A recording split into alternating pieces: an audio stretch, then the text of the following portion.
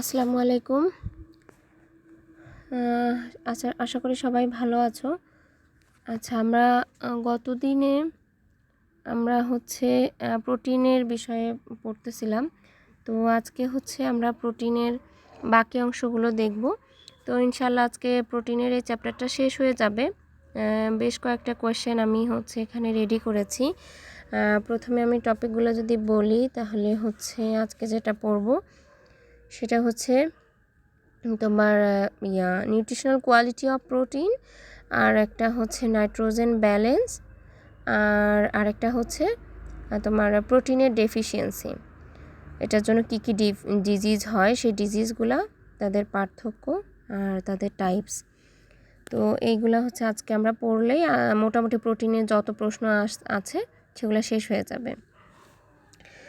তো ঠিক আছে, তাহলে প্রথমে যেটা পড়ব সেটা methods of determining nutritional quality of protein. আচ্ছা, এখানে তোমার প্রোটিনের কোয়ালিটিটা কেমন সেটা ডিটারমাইন করার জন্য কতগুলো পদ্ধতি আছে। সে কী পদ্ধতি আছে সেগুলোর মধ্যে এখানে আছে, যেমন তোমার বায়োলজিক্যাল কিছু পদ্ধতি আছে, তারপরে কেমিক্যাল, মাইক্রোবায়োলজিক্যাল, এই পদ্ধতিগুলো আছে। তো এর ভিতরে বায়োলজিক্যাল মেথড সেটার ভিতরে আছে প্রোটিন এফিসিয়েন্সি রেশিও, PER। যেটা এই PER এর এই শর্ট ফর্মটা আমাদের মনে রাখতে হবে যে PERটা কি। PER protein efficiency ratio. তো এরপরে এটার একটা ফর্মুলা আছে। সেই ফর্মুলা কি যে তুমি কতটুকু ওয়েট গেইন করতেছো, সেই টোটাল ওয়েট গেইনটাকে প্রোটিন ইনটেক করতেছো কতটুকু পরিমাণ, সেটাকে দিয়ে যদি ভাগ করো তাহলে PER বের হবে। আচ্ছা, এটাকে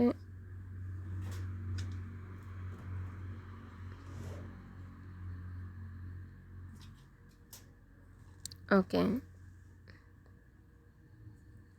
আচ্ছা, তো তারপরে এখানে এটা সূত্র গেল। PER weight gain divided by protein intact.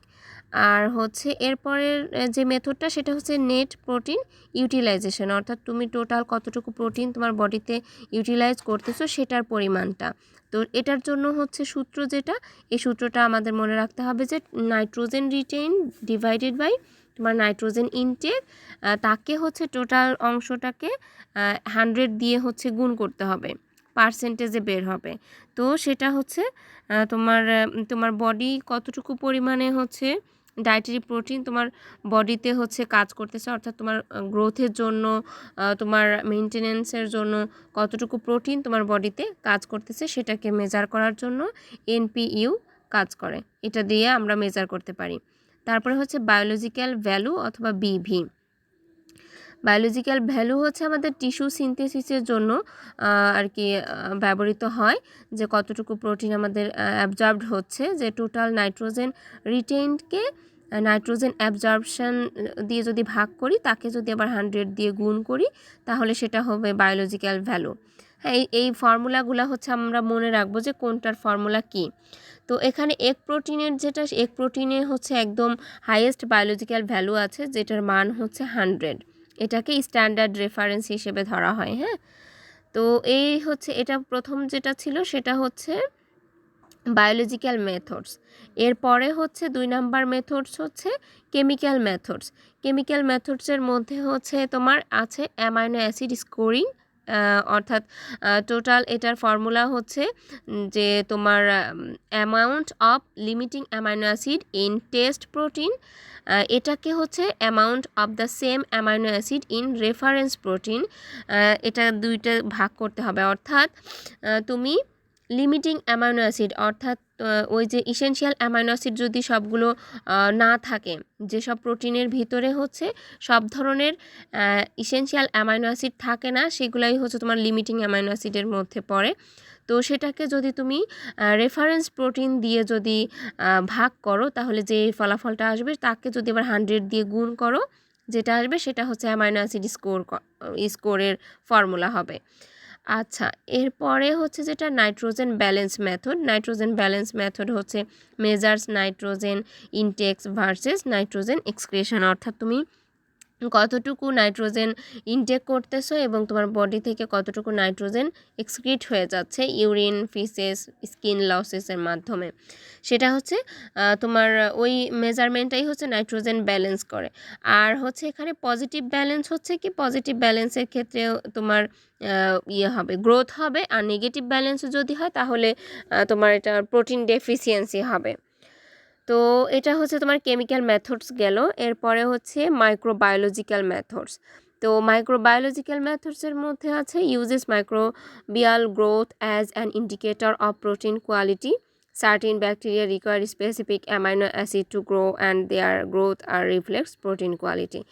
এটা অত বেশি অ্যাভেলেবেল না, বেশিরভাগ হচ্ছে আমাদের কেমিক্যাল আর হচ্ছে বায়োলজিক্যাল, এই দুইটা মেথডটাই বেশি ইউজ করা হয়।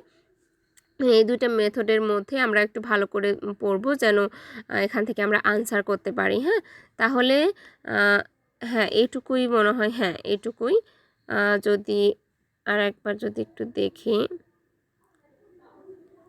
ওকে, তাহলে যেটা আমি যদি আবার একটু ওভারভিউ করি, তাহলে প্রোটিনের কোয়ালিটির মধ্যে হচ্ছে আমরা মেইনলি 3 ধরনের মেথড দেখলাম। একটা হচ্ছে বায়োলজিক্যাল মেথড, আরেকটা কেমিক্যাল মেথড, আরেকটা হচ্ছে মাইক্রোবায়োলজিক্যাল মেথডস।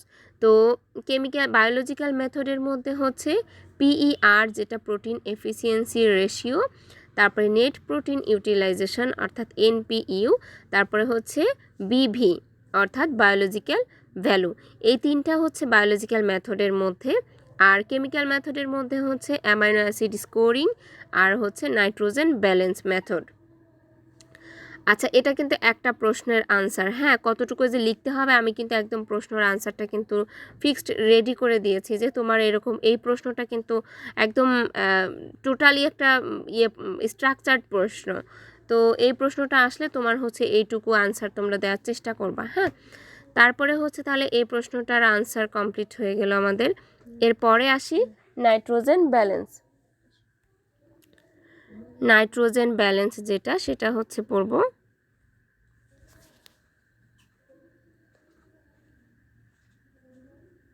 ওকে, এই যে নাইট্রোজেন ব্যালেন্স, এটার ডেফিনেশনটা একটু দেখি। Nitrogen balance is a measure of nitrogen intake versus nitrogen loss in the body. It helps assess protein metabolism and overall nutritional status. Since proteins are the primary source of nitrogen in the body, nitrogen balance is an important indicator of whether the body is in a state of growth, maintenance or protein breakdown. অর্থাৎ আমরা বডিতে আমরা কী পরিমাণ nitrogen intact করতেছি এবং কী পরিমাণ আমাদের body থেকে নাইট্রোজেন লস হয়ে যাচ্ছে, সেটার যে একটা মেজারমেন্ট, সেটাই হচ্ছে নাইট্রোজেন ব্যালেন্স। এটা হচ্ছে এটা টাইপসও আমরা পড়ব। তো এটা মূলত হচ্ছে প্রোটিন মেটাবলিজমকে অ্যাসেস করতে হেল্প করে এবং আমাদের ওভারঅল আমাদের বডিতে কী পরিমাণ তোমার পুষ্টিগত অবস্থা বা নিউট্রিশনাল স্ট্যাটাস কেমন আছে সেটা মেজার করার জন্য কিন্তু নাইট্রোজেন ব্যালেন্সের প্রয়োজন হয়। তো এখানে ফর্মুলা ফর নাইট্রোজেন ব্যালেন্সের কী কী আছে? নাইট্রোজেন ব্যালেন্সের ফর্মুলা হচ্ছে টোটাল যে নাইট্রোজেন ইনটেক করব সেখান থেকে হচ্ছে নাইট্রোজেন লস হয়ে যাবে, সেটাকে মাইনাস করব, তাহলে নাইট্রোজেন ব্যালেন্সের ফর্মুলা পাবো। তো নাইট্রোজেন ইনটেক কামস ফ্রম হচ্ছে ডায়েটারি প্রোটিন। স্বাভাবিক আমরা তো জানি প্রোটিনের সবথেকে গুরুত্বপূর্ণ একটা জিনিস হচ্ছে কিন্তু নাইট্রোজেন। তো এই নাইট্রোজেনটা আসে কোথা থেকে? ডায়েটারি প্রোটিন থেকে আসে।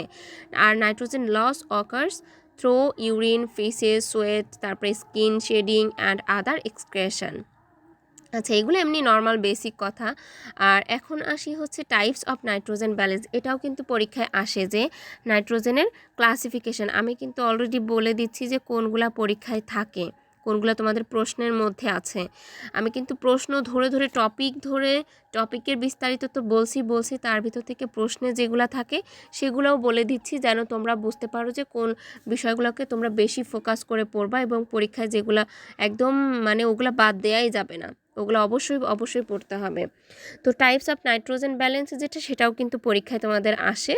তো আমরা হচ্ছে দেখি এখানে কয় ধরনের টাইপস আছে। পজিটিভ নাইট্রোজেন ব্যালেন্স, তারপর নেগেটিভ নাইট্রোজেন ব্যালেন্স, আর একটা আছে হচ্ছে zero or neutral nitrogen balance. অর্থাৎ আমরা টোটাল যদি ওভারঅল বলি তাহলে তিন ধরনের নাইট্রোজেন ব্যালেন্স আছে।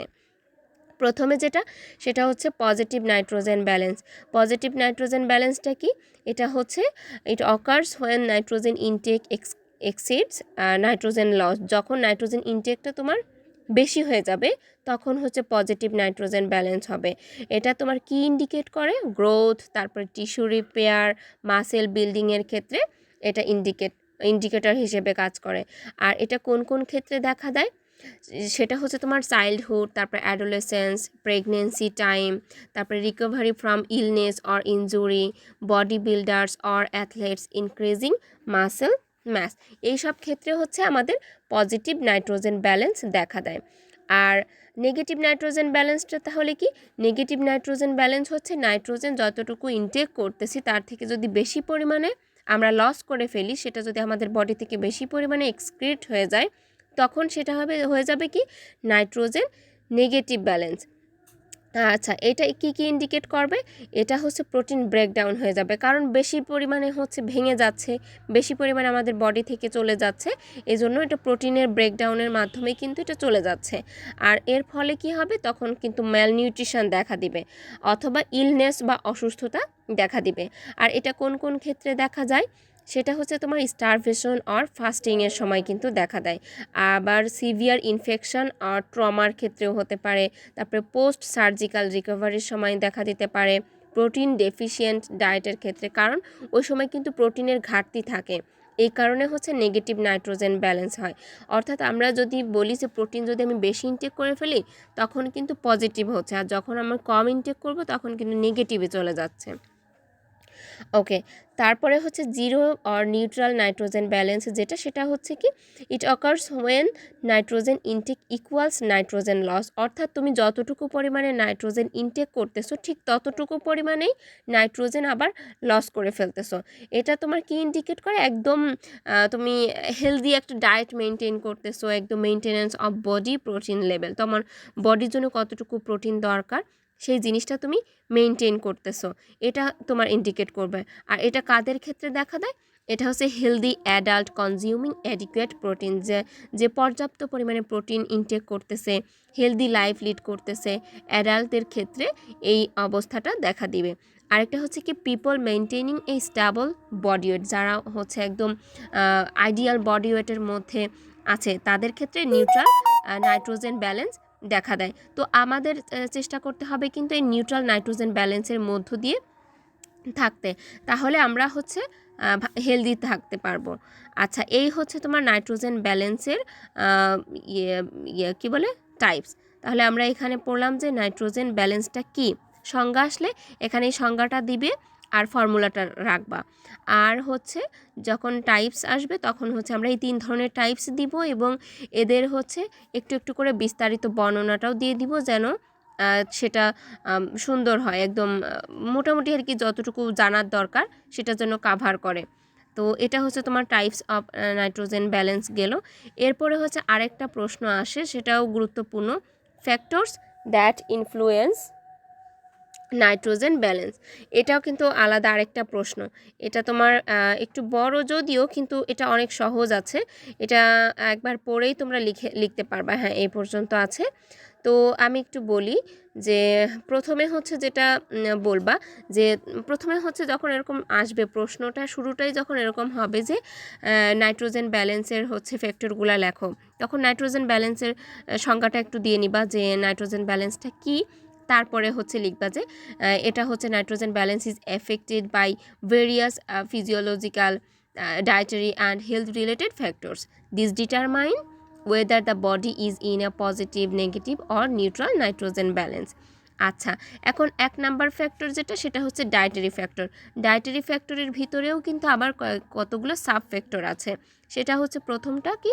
Protein intake. প্রোটিন ইনটেকের মধ্যে আবার কি? Sufficient protein consumption helps maintain or achieve positive nitrogen balance. আর ইনএডিকুয়েট ইনটেক যদি তুমি করো, প্রোটিন যদি পর্যাপ্ত তুমি গ্রহণ করো, তাহলে সেটা কি হবে?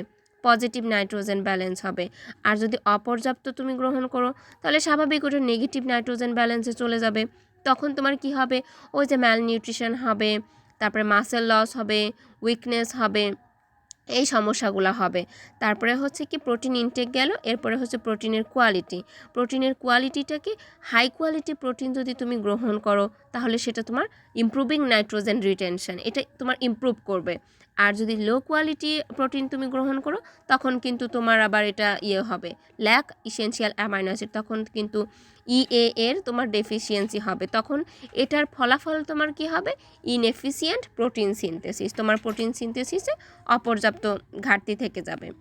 তারপরে হচ্ছে caloric intake. A deficit in calorie forces the body to break down protein for energy increasing nitrogen loss. অর্থাৎ তুমি যদি পর্যাপ্ত পরিমাণে প্রোটিন বা তুমি পর্যাপ্ত পরিমাণে ক্যালোরি গ্রহণ না করো, খাবার যদি ঠিকমতো না খাও, তখন কিন্তু তোমার বডির যে প্রোটিনের ব্রেকডাউন হবে। তোমার বডিতে স্টোরেজ যে প্রোটিনটা আছে সেই প্রোটিনটাও কিন্তু ব্রেকডাউন হতে থাকবে এনার্জির জন্য, কারণ বডির কিন্তু এনার্জি প্রয়োজন। সেক্ষেত্রে এনার্জির জন্য প্রোটিনের ব্রেকডাউন হবে, আর এটার কারণে কিন্তু তোমার তখন নাইট্রোজেন ইমব্যালেন্স হয়ে যাবে, তখন নেগেটিভ নাইট্রোজেন ব্যালেন্স চলে আসবে। আর যদি তুমি একটা ব্যালেন্সড ডায়েট গ্রহণ করো, ব্যালেন্সড একটা ক্যালোরি অ্যামাউন্ট গ্রহণ করো, তখন কিন্তু সেটা তোমার হবে না, প্রোটিনের ব্রেকডাউন হবে না, ওটা তোমার আরও বরং নাইট্রোজেন ব্যালেন্সটাকে প্রমোট করবে, অর্থাৎ পজিটিভ নাইট্রোজেন ব্যালেন্স হয়ে যাবে। তারপরে হচ্ছে এটা হচ্ছে তোমার প্রথম ফ্যাক্টর যেটা গেল, সেটা হচ্ছে তোমার ডায়েটারি ফ্যাক্টর। ডায়েটারি ফ্যাক্টরের আন্ডারে আবার আমরা যে 3টা পড়লাম, তো 3টা শেষ। এরপরে হচ্ছে আসো ফিজিওলজিক্যাল ফ্যাক্টর। ফিজিওলজিক্যাল ফ্যাক্টরের মধ্যে প্রথম যেটা, সেটা হচ্ছে age and growth.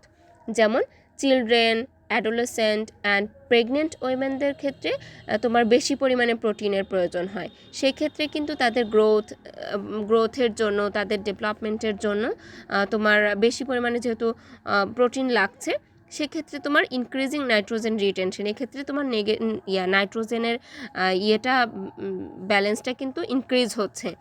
R elderly individual may experience negative nitrogen balance due to reduced muscle synthesis. আচ্ছা, তারপরে হচ্ছে physical activity and exercise. Strength training and resistance exercise increase protein synthesis and nitrogen retention. আর তারপরে আছে excessive endurance exercise can cause muscle breakdown and nitrogen loss. দেখো এই জিনিসগুলো তুমি রিডিং পড়েই কিন্তু বুঝতে পারতেছো যে তোমার এটা ভেঙে বোঝানোর কিছু নেই যে তোমার এখানে কি হচ্ছে। তুমি মেইন জিনিসটা বুঝতে পারলে তুমি এটার সাথে রিলেট করে করে কিন্তু সামনে আগাতে পারছো। তাহলে ফিজিক্যাল অ্যাক্টিভিটির ক্ষেত্রেও এখানে আসবে, নাইট্রোজেন ব্যালেন্সের আপস ডাউন হবে। তারপরে হচ্ছে হরমোনাল ইনফ্লুয়েন্স।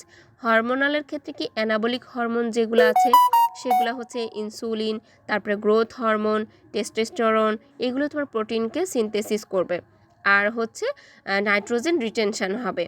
আর ক্যাটাবলিক হরমোন যেগুলো আছে যেমন কর্টিসল, গ্লুকাগন, থাইরয়েড হরমোন, এগুলো তোমার প্রোটিনের ব্রেকডাউন হবে, যেটা তোমার নাইট্রোজেন লস করবে। তারপরে হচ্ছে health and medical condition, illness, injury and surgery. Already আমরা এই বিষয়ে কিন্তু বলেছি, শুরুর দিকেই আমরা কিন্তু জেনেছি যে trauma, burns, infection and surgery, এগুলো তোমার প্রোটিনের ক্যাটাবলিজম বৃদ্ধি করবে, অর্থাৎ এই ক্ষেত্রে তোমার নেগেটিভ নাইট্রোজেন ব্যালেন্স হবে। কারণ এই সময় হচ্ছে আমাদের অতিরিক্ত প্রোটিনের চাহিদা দেখা দেয়, তখন হচ্ছে প্রোটিনের হয় কি বলে ব্রেকডাউন হয়, তখন হচ্ছে নেগেটিভ নাইট্রোজেন ব্যালেন্স হয়ে যায়, মানে কি বলে প্রোটিন ইনটেকের তুলনায় প্রোটিন লসটা বেশি হয়ে যায়, এই কারণে নেগেটিভ নাইট্রোজেন ব্যালেন্স হয়। তারপরে হচ্ছে কি আছে recovery phases require high protein intake to restore nitrogen balance. স্বাভাবিক, তোমার যেহেতু এই কন্ডিশনগুলোতে গেলে তোমার নেগেটিভ নাইট্রোজেন ব্যালেন্স দেখা দিচ্ছে, সেটাকে তুমি যদি ব্যালেন্স করতে যাও তাহলে কিন্তু তোমাকে হাই কোয়ালিটি প্রোটিন গ্রহণ করে সেটাকে কিন্তু রিস্টোর করতে হবে, ওটাকে ব্যালেন্স করতে হবে।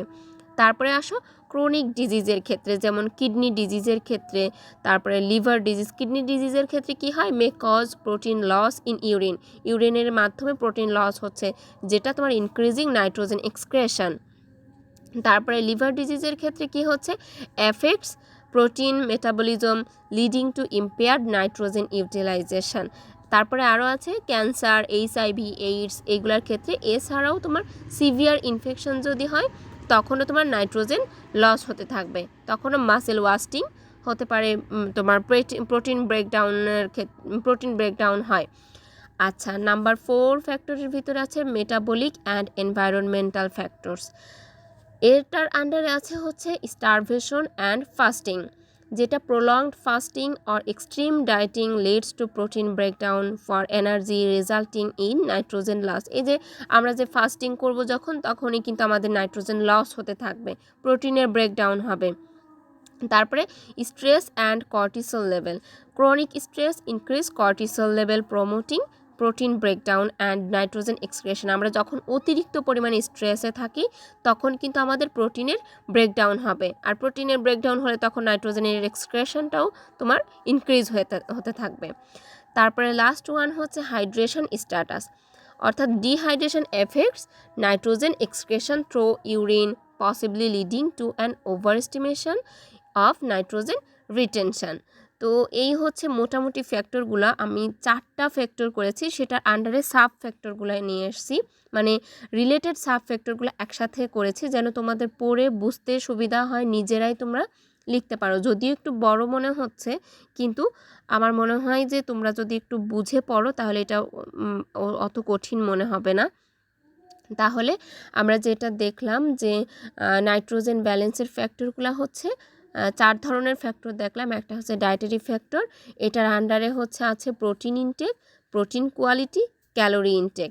তারপরে হচ্ছে ফিজিওলজিক্যাল ফ্যাক্টরের আন্ডারে আছে এজ অ্যান্ড গ্রোথ, তারপরে ফিজিক্যাল অ্যাক্টিভিটি অ্যান্ড এক্সারসাইজ, এরপর আছে হরমোনাল ইনফ্লুয়েন্স, এরপরে হচ্ছে হেলথ অ্যান্ড মেডিকেল কন্ডিশনের মধ্যে আছে illness, injury and surgery, chronic disease. আর লাস্ট ওয়ান হচ্ছে মেটাবলিক অ্যান্ড এনভায়রনমেন্টাল ফ্যাক্টরসের মধ্যে আছে starvation and fasting, stress and cortisol level, আর হচ্ছে হাইড্রেশন স্ট্যাটাস। এই হচ্ছে ফ্যাক্টরগুলা। তাহলে এই ফ্যাক্টরগুলো তোমরা হচ্ছে ইয়ে করে লিখে দিতে পারবা ইনশাল্লাহ। তারপরে হচ্ছে এই ফ্যাক্টরের প্রশ্নটা এখানেই শেষ। এরপরে আসি, আচ্ছা এটা যদিও প্রশ্ন আসে নাই, তারপর আমি এটা রেখেছি যে তোমাদের, আমার মনে হচ্ছে যে তোমাদের একটু জানা দরকার যে আসলে এরকম অবস্থা হলে আমাদের আসলে কি করা প্রয়োজন, বা how to maintain a positive nitrogen balance. প্রথমেই হচ্ছে consume sufficient high quality protein, তোমাকে সাফিসিয়েন্ট পরিমাণে হাই কোয়ালিটি প্রোটিন ইনটেক করতে হবে, অর্থাৎ তোমাকে ব্যালেন্সড ডায়েট অনুযায়ী তোমার চলতে হবে। তারপরে eat enough calories to prevent protein breakdown for energy, তোমাকে পর্যাপ্ত পরিমাণে ক্যালোরি সম্মত খাবার গ্রহণ করতে হবে।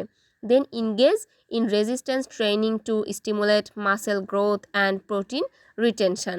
তারপরে হচ্ছে manage stress level to prevent excess cortisol production. Then support recovery from illness or injury with high protein nutrient rich diets.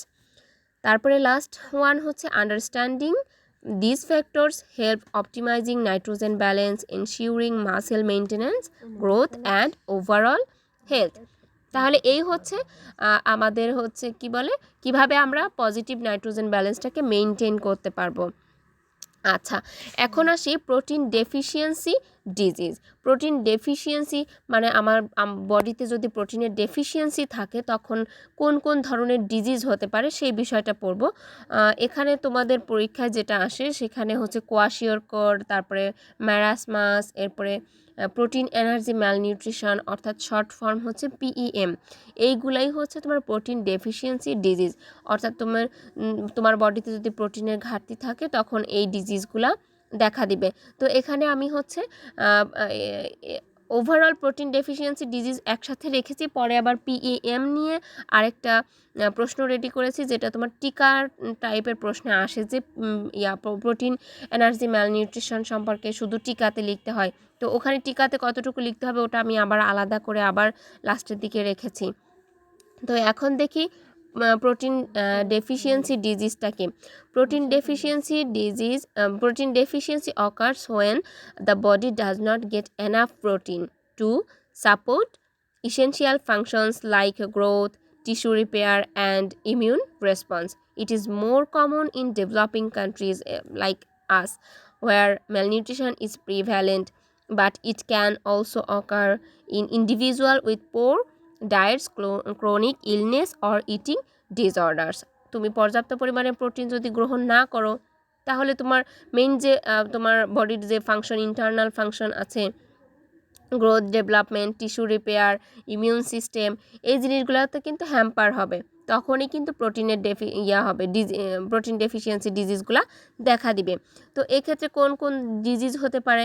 প্রথম নাম্বার যেটা, সেটা হচ্ছে কোয়াশিওরকর। কোয়াশিওরটা কি?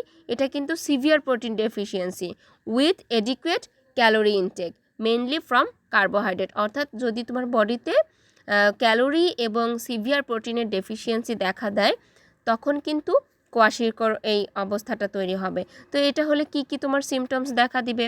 শোলেন বেলি ডিউ টু এডিমা, তারপরে মাসেল ওয়াস্টিং অ্যান্ড উইকনেস, তারপরে ড্রাই ফ্লাকি স্কিন উইথ ডেপিগমেন্টেশন, তারপরে enlarged liver অর্থাৎ ফ্যাটি লিভার, তারপরে স্টান্টেড গ্রোথ কমতে থাকবে, weekend immune system, making infectious common.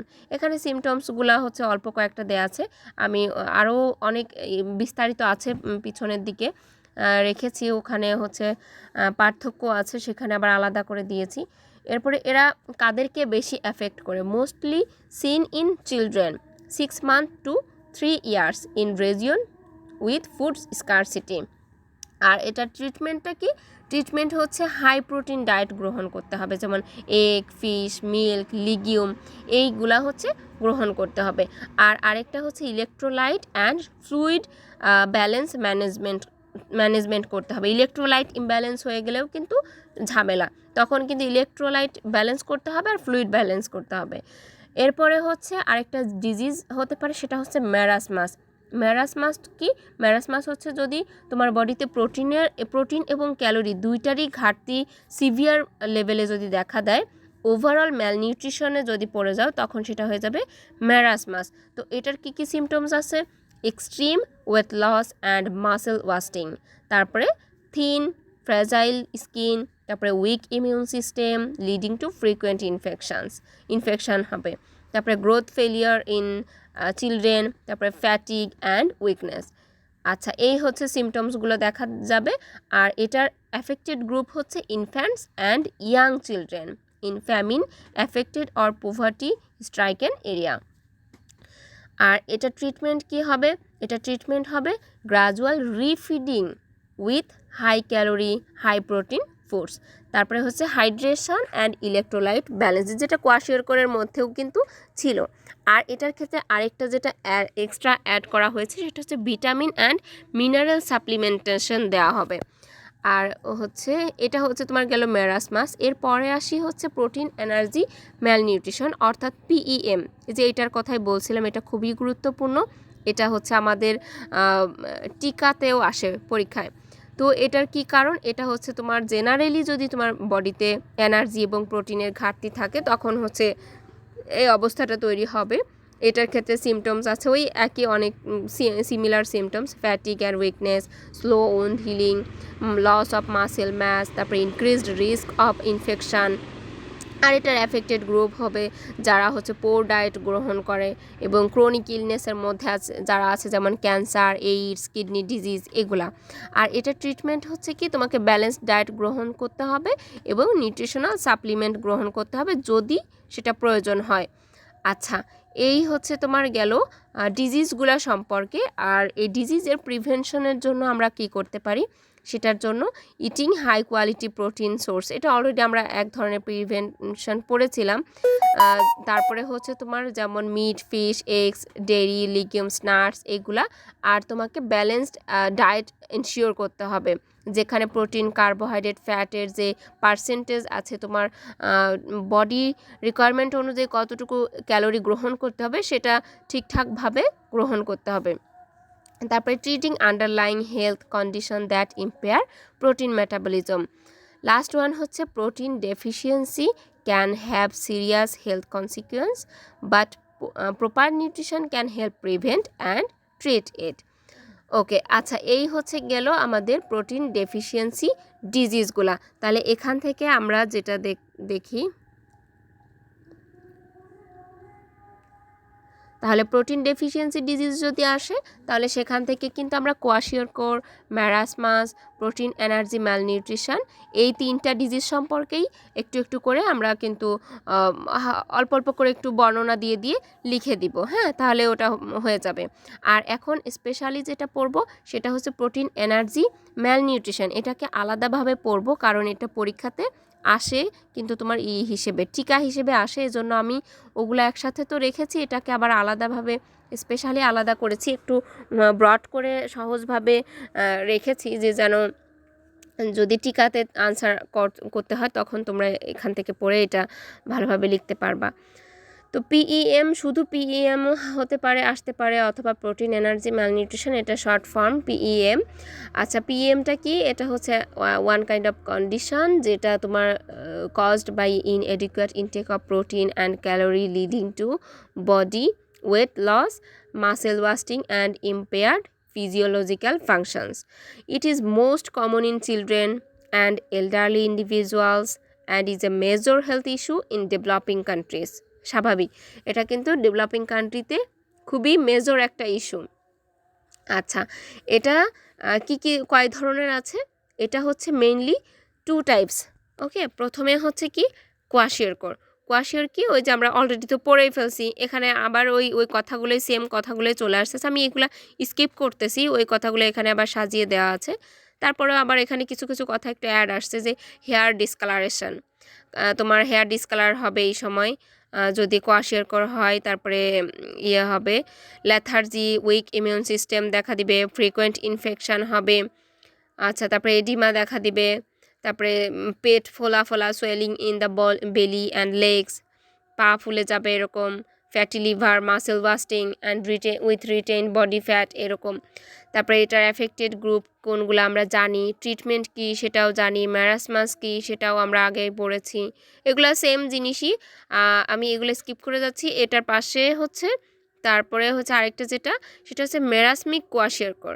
মেরাসমিক কোয়াশিওরকরও হচ্ছে তোমার বোথ ম্যারাসমাস এবং কোয়াশিওরকর দুইটা মিলিয়ে, দুইটার কম্বিনেশনেরই হচ্ছে তোমার মেরাসমিক কোয়াশিওরকর হতে পারে, যেটা তোমার মাসেল ওয়াস্টিং, তারপরে এডিমা, সিভিয়ার ম্যালনিউট্রিশন এগুলা হয়। তারপরে অ্যাডাল্ট পিইএম আছে, এটা আদার্স পিইএম এর ভিতরে পড়বে, ম্যারাসমিক কোয়াশিওরকর অথবা অ্যাডাল্ট পিইএম যেটা, সেটা হচ্ছে chronically ill patient or those with eating disorder, যাদের ইটিং ডিসঅর্ডার রয়েছে তাদের ক্ষেত্রে।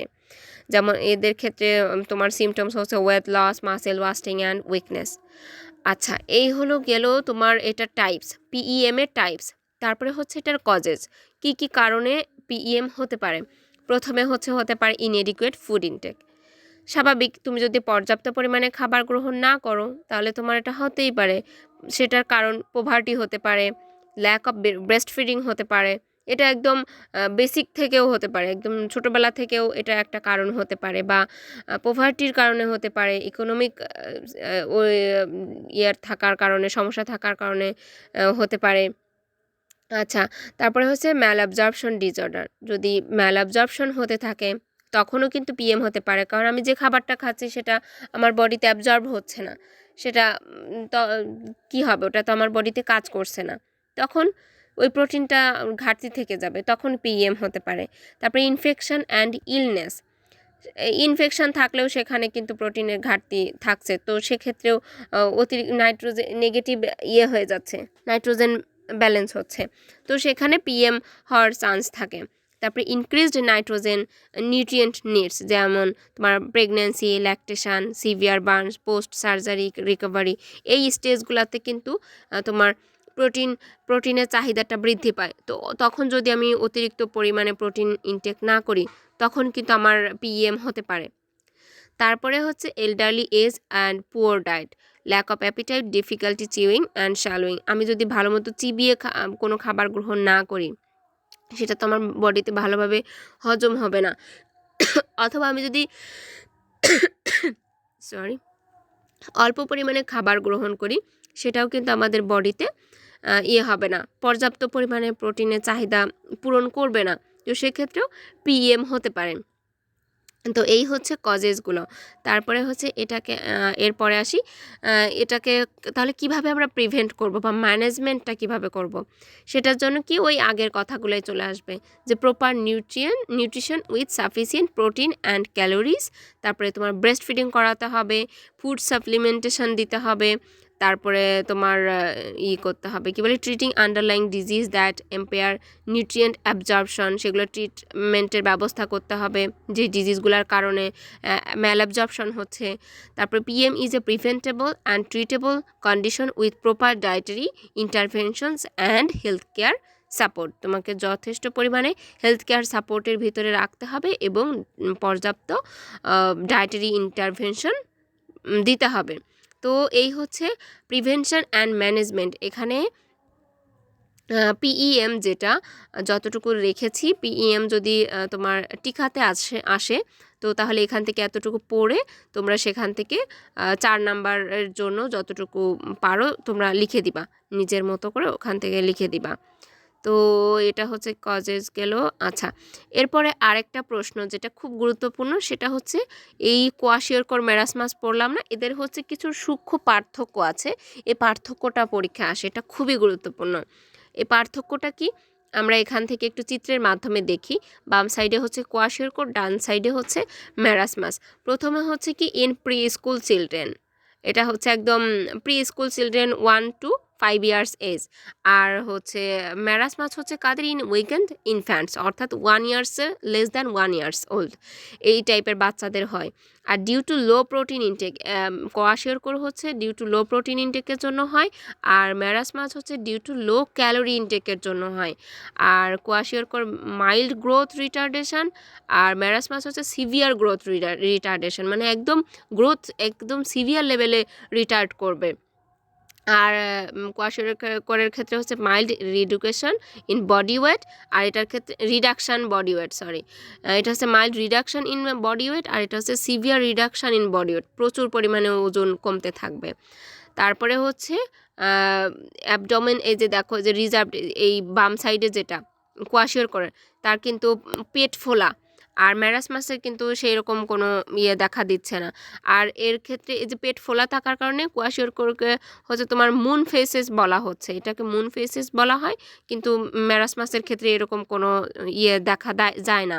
তারপরে কোয়াশিয়রকরের ক্ষেত্রে হচ্ছে এনলার্জ ফ্যাটি লিভার, আর মেরাসমাসের ক্ষেত্রে কোনো ফ্যাটি লিভার দেখা যায় না। আর এডিমা প্রেজেন্ট, অর্থাৎ যে পায়ে পানি জমে ফুলে যাওয়া, পেটে পানি জমে ফুলে যাওয়া, এটা হচ্ছে কোয়াশিয়রকরের ক্ষেত্রে আছে, মেরাসমাসের ক্ষেত্রে এরকম কোনো সিমটমস নাই। তারপরে হচ্ছে তোমার হবে কি বলে স্পার্স হেয়ার, বাট মানে হচ্ছে তোমার কোয়াশিয়রকরের ক্ষেত্রে হচ্ছে চুলের কালার চেঞ্জ হয়ে যাবে, মেরাসমাসের ক্ষেত্রে কোনো কালার চেঞ্জ হবে না। এরকম অনেকগুলা আছে, এখানে পার্থক্য দেওয়া আছে। তো এখানে আমার কাছে এটা ভালো মনে হয়েছে যে তোমরা তাহলে মনে রাখতে পারবা চিত্রসহ। আর এখানে আরও অনেকগুলা দেওয়া আছে, তোমরা এখান থেকে পড়ে নিয়ে মানে অনেক কিছু আছে রিপিট, নতুন নতুন যেগুলো আছে সেগুলো তোমরা একসাথে করে নোট করে নিবা। এখানে আমি 2টা 3টা রেখেছি। তো এখান থেকে হচ্ছে পার্থক্যগুলো তোমরা তোমাদের মতো করে সাজিয়ে লিখে নিবা, যে এখানেও পার্থক্যগুলো আছে, ম্যাক্সিমাম কথা একই, ঘুরিয়ে ফিরিয়ে কথাগুলো একই চলে আসছে, যার যেটা ভালো লাগে তোমরা সেটা ফলো করবা, ওইভাবে পড়াগুলো সাজিয়ে নিবা। ও শেষ, আচ্ছা, তো আচ্ছা তাহলে শেষ হয়ে গেল তো। ওকে, তাহলে আজকে আমরা যেটা পড়লাম সেটা হচ্ছে প্রথমের থেকে একটু দেখি, determining nutritional quality of protein পড়লাম, তারপরে হচ্ছে নাইট্রোজেন ব্যালেন্স পড়লাম, এরপরে হচ্ছে নাইট্রোজেন ব্যালেন্সের ফ্যাক্টর পড়লাম, তারপরে হচ্ছে প্রোটিন ডেফিসিয়েন্সি ডিজিজ পড়লাম, সেখানে kwashiorkor marasmus PEM protein energy malnutrition পড়লাম, তারপরে হচ্ছে কোয়াশিয়রকর মেরাসমাসের পার্থক্য পড়লাম। এই হচ্ছে মোটামুটি প্রোটিনের লাস্ট যে লেকচারটা, সেটা এখানে আমি যতটুকু পেরেছি কভার করার চেষ্টা করেছি। তারপরেও তোমরা হচ্ছে তোমাদের কাছে যে প্রশ্ন ব্যাংক আছে, বিগত বছর যে প্রশ্নগুলো আছে সেগুলোর সাথে তোমরা একটু মিলিয়ে দেখো যে কোনো প্রশ্ন বা টপিকের কোনো অংশ বাদ পড়েছে কিনা। যদি বাদ পড়ে তাহলে তোমরা আমাকে জানাও, আমি ইনশাআল্লাহ যদি বাদ থাকে কোনো কিছু তাহলে আমি ওটা কভার করে দিব ইনশাআল্লাহ। তাহলে আগামী দিনে আমরা নতুন আরেকটা টপিকে আমরা সুইচ করব। প্রোটিন নিয়ে অনেক দিন আমরা পড়ে আছি, এখন মোটামুটি রেগুলার ক্লাস নিয়ে আমরা হচ্ছে সব পড়া গুছায় ফেলবো ইনশাল্লাহ। তো তোমরা ভালোভাবে পড়াশোনা করো। আজকে তাহলে এই পর্যন্তই রাখি, ঠিক আছে? আসসালামু আলাইকুম, সবাই ভালো থাকো।